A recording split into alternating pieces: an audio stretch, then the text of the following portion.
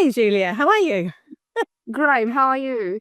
I'm good, thank you. Hey, welcome everybody. This is Julia, who we're welcoming to the group, the Confident Parent Hub. And you might be watching this not through the group because we might spread this out further. But to those in the group, welcome, and we welcome Julia today. Today, we want to talk about behaviour as communication. We're helping parents to perhaps look at a new way of parenting. When I was brought up, oh my gosh, my my parents were very authoritarian, and it was great because kids behaved because it was like, you do as you're told, and we didn't really dare not do as we were told. And so parents from my generation thought that children were so well behaved and they thought they did such a good job. But what's really come to light now is they missed out a really, really important factor. And the factor they thought was just getting kids to do what they were told. So beautiful, no problem. But we couldn't actually be ourselves. Like, I honestly, until maybe like 10 years ago, I didn't even know that I had like wants and needs and feelings. I was just going on in life being a good girl, to be honest. Um, and what I've discovered is a lot of people now, they shut their feelings down, and this might show up as being depressed or stressed or anxious. And I know for me, it was quite a big step to learn to have feelings and address my feelings. And yeah, I could go on that vein, but what I want to do is hand over to Julia a little bit. Julia, so I help parents with your kids' behavior in the modern way. Julia does that also, but also specializes in neurodivergent kids. So today I want to not just talk about behavior as communication, but also talk a little bit more about how it's harder for some kids. Would that be fair to say, Julia, that it's perhaps harder when you've got some neurodivergent children? I think it's definitely a level up, the step up in complexity for sure. Because I think, as you said, you kind of have to pretty much reparent yourself now, don't you? S- It's like you have to become your own parent to understand what's happening in your nervous system, what's happening in your, kind of adulthood that has been impacted by your childhood. So you have to become your own parent and then go and have a look and analyze what's been happening for me when I was a child. So, you said you were kind of like trying to be a good girl. I actually have a video on that one. You're a good girl, and we've been told to do certain things, to sit straight or whatever we have been told, to do by our parents. But the thing is, that's not to blame our parents either.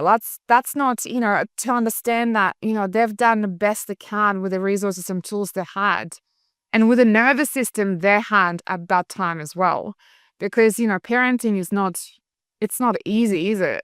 It's a hard job. But when you add the complexity of neurodivergence, that becomes even harder because what we're dealing with, what I see as well, is a lot of toxic shame around, in that parenting style, so to speak. So because the parents are blaming themselves for why is my child the way they are, what's wrong with me, and it becomes that silo unit where the parents actually feel toxic shame, which is when you feel shame, you're not you're not allowing yourself to talk about this. It's not coming out. It just stays in the unit, in the family system.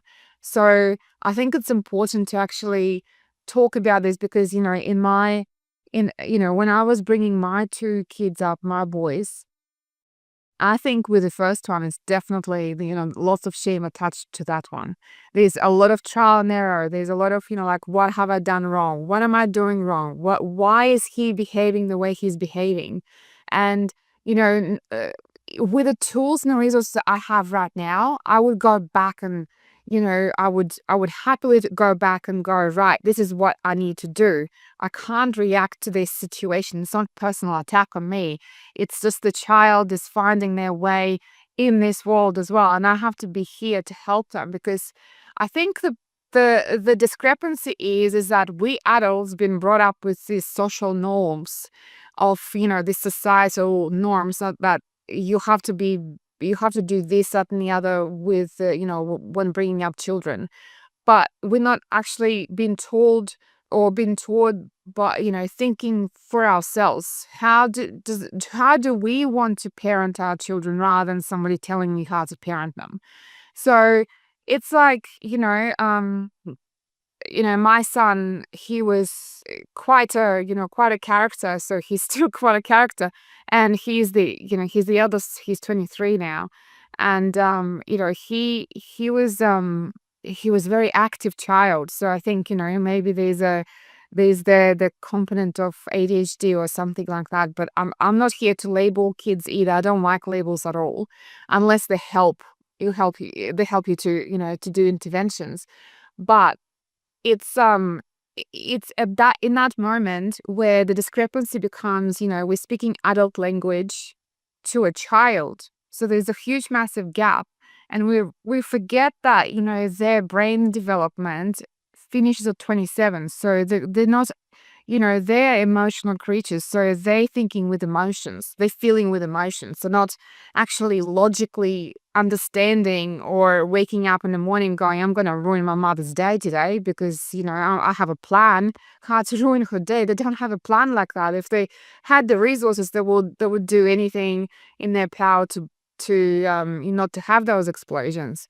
But I think, yeah, with children with ASD and ADHD and all these neurodivergent kind of tendencies, it is for the parents to have the skill set and the nervous system they need to have to parent the children with extra spark, with extra spice. But that's tricky though, isn't it? Because we were brought up for the most part not understanding it for ourselves. And this is like the kind of catch-22. We're trying to help our kids, but we don't actually know it ourselves. So if we're saying the behavior is a communication, it's like a language, and the children are communicating with us through their behavior, we don't understand that language, and then we're actually communicating back with our behavior, but we're not understanding what we're communicating, because it's just, as far as we're concerned, it's just emotions and reactions. And we can't, so we're trying to communicate in a language that nobody's understanding.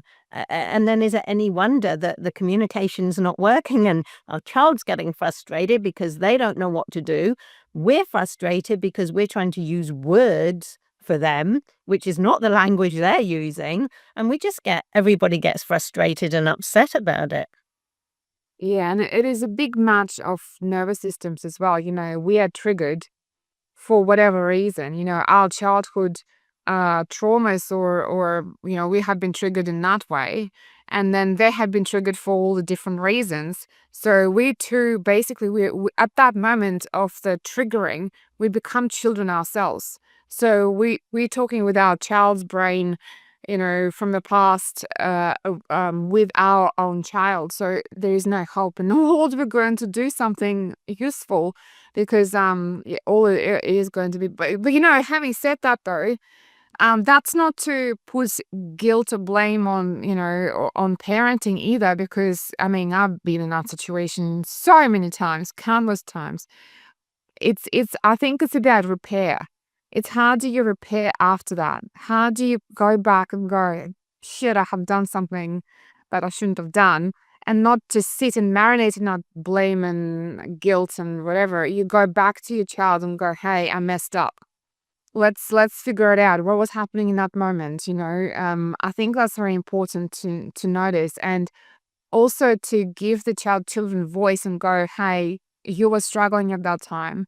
I was struggling at that time. I didn't react very well. So how can we, kind of repair this? Tell me about you. Yeah, What do you want?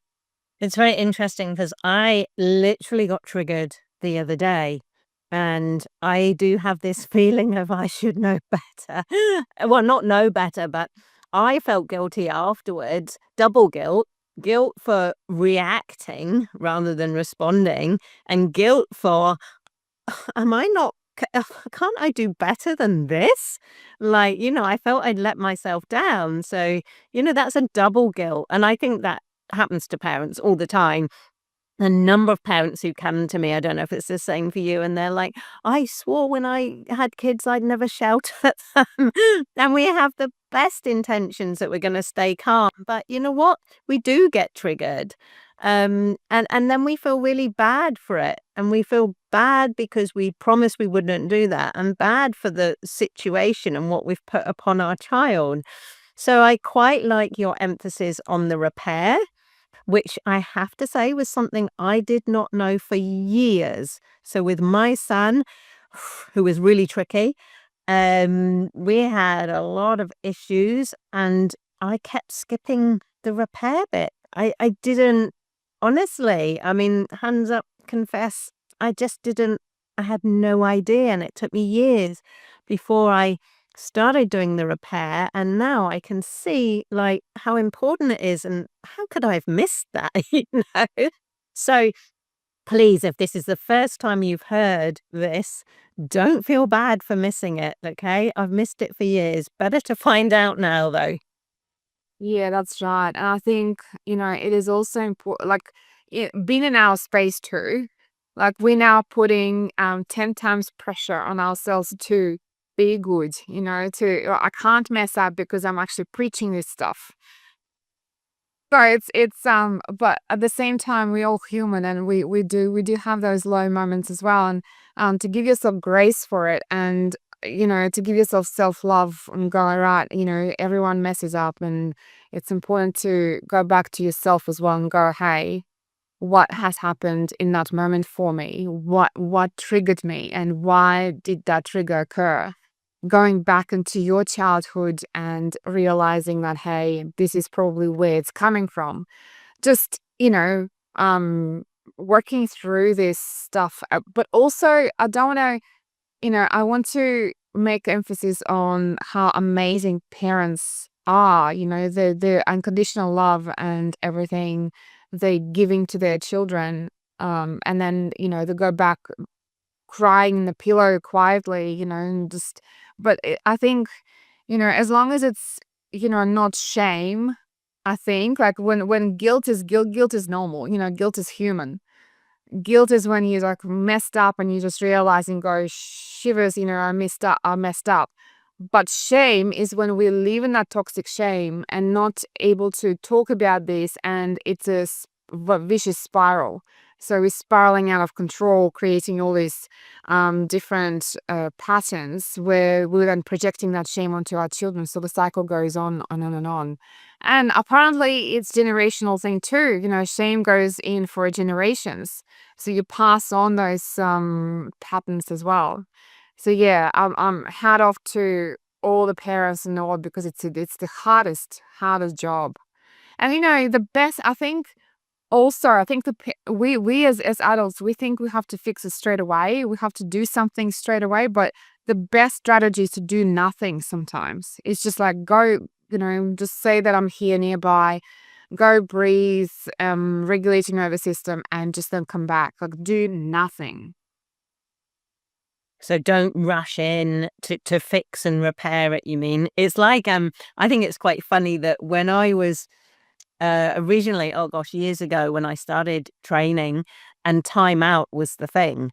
And but what makes me laugh now is I do a version of time out for myself. It's not time out in the old-fashioned sense, although I have to say I saw a lady on Instagram and she put this poor little, he wasn't even 2, little kid, and saying, "This is how I deal with it," and she put him in timeout, and I'm like, "Guys, we don't do I'm thinking, "We don't do this anymore."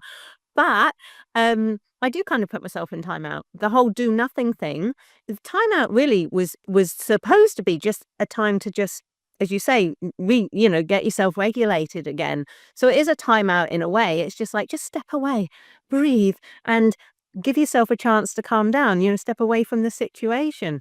So, yeah, I do kind of give myself a little time out, whether it's totally removing myself or just stopping and knowing that it's okay. You don't have to rush in and fix it, as Julia said.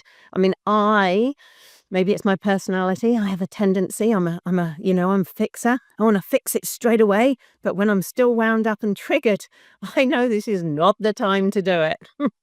Yeah, you're so right. Because I think it's easy to say these things as well. I realize that too. But when you wound up and you're cycling out of control, yourself, like you're going, he can't talk to me this way. And at that time, you literally have to train your brain how to step away, Mm. because we just keep going and going and going. And by the time we're in there, we're so knee deep, and we're just drowning at that time. So then everything just goes crazy. And I think it takes a bit of practice and self-control to go. It's like grabbing chocolates out of the cupboard. If it's there, you grab it. You kind of don't. There's no such thing as self-control when you have those yummies in the cupboard. So it's like, and your like adrenaline is pumping, so you kind of want to continue this stuff. And I want the parents to know that it's normal stuff, like it's human thing to have those emotions, to have those, feeling of spiraling out of control. And I want everyone to feel human as well. And it's not like they dealing with it by themselves. There are people and moms and dads and in the world that dealing with very similar stuff. Yeah, and And the triggers too. Like everybody's got triggers. I don't think anyone's immune from it. We all had a childhood and our parents did the best they could. And even if they were perfect parents, you'll still have triggers. So everybody has triggers. That it's so normal. I mean, Julia's right. I'd love us to get the word out there that all of this is normal. So there shouldn't be shame around it. We're just being human. So we don't be embarrassed, but we are. I mean, I don't want to admit that. I mean, I know I did, but I don't really want to admit I got triggered, because I feel that's a failing, but that's the point. We shouldn't. This is all normal stuff. Just what Julia was saying. yeah, I think just figuring out how do you repair is going, I think I got cranky with my youngest one, which really happens, actually. I think there was perimenopausal stuff that was going on. I was like, what is my estrogen doing right now? I'm like, I'm wired up, and this is an extra complexity for females when they're going through all these hormonal changes, is that we literally kind of almost lose control over our nervous system. Like it's just driving. It's like self-driving, but in a very dysfunctional way. It's just ridiculous. And so I got quite cranky with him, and not like yelling or anything, but I just got annoyed, really annoyed, and I was just feeling like this urge to keep going with that annoyance as well. Like that's just like adrenaline pumping, and I'm going, right. Well, this is the time when I'm going to go into my space for 5 minutes, 10 minutes, however long it takes. And because he's old enough, I can do that. So he was 16. I can do that. So I went to my room and just kind of calmed down and came out. I'm like, I'm so sorry, buddy. Like, that was just so childish of me to actually get cranky like this for no reason at all. Just something small, really, something so tiny.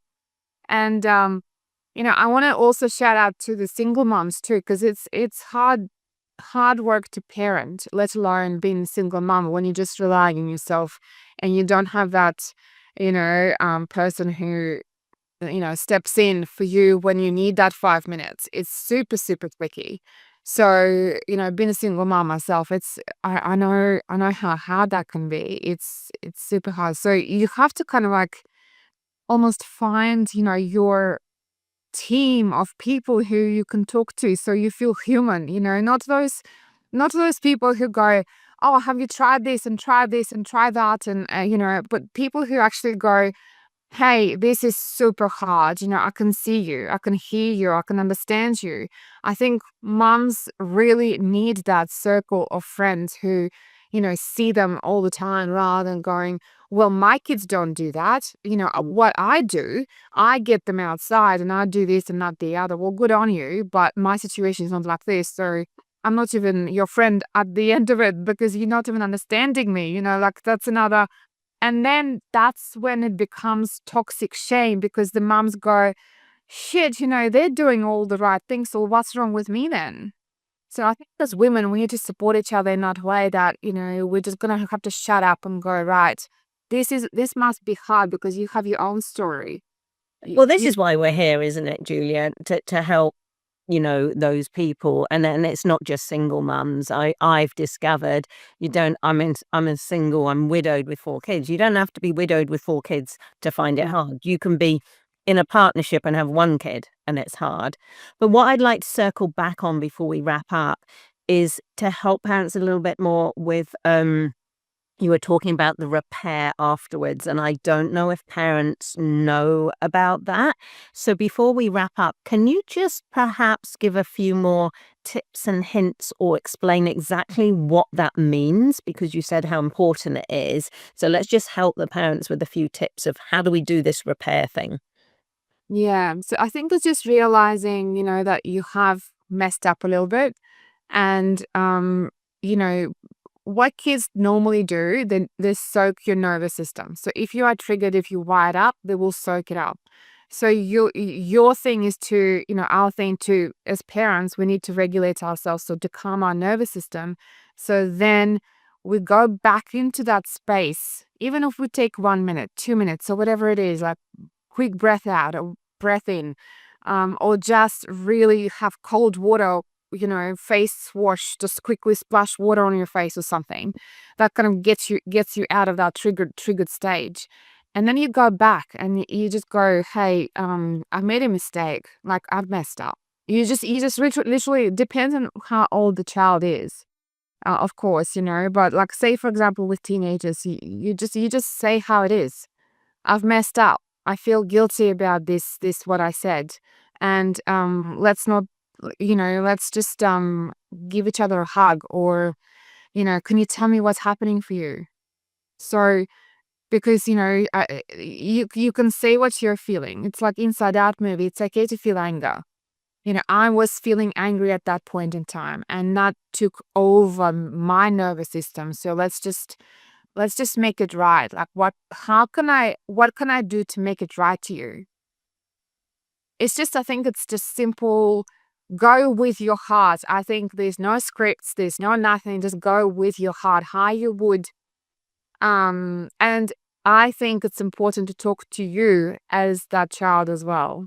So not beat yourself up, but really talk to yourself kindly. Just, yes, I messed up, but everyone messes up, and we're just gonna love each other and hear each other, understand each other. That's all that matters.